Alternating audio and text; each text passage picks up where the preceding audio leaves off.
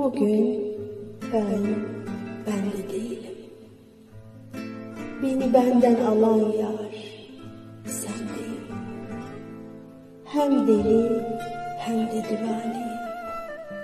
Aklım da gitti seninle ruhumda. Ne geceye sığabildim ne de sabahıma. Kalem tutmadı, titrer ellerim. Sesim çıkmaz, lal oldu dilim.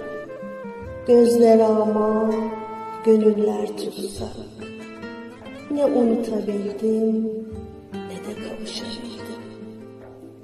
Gözler gözlere, eller ellere hasret. Bir çareyim, kaldım yapayalnız. Sen orada, ben burada.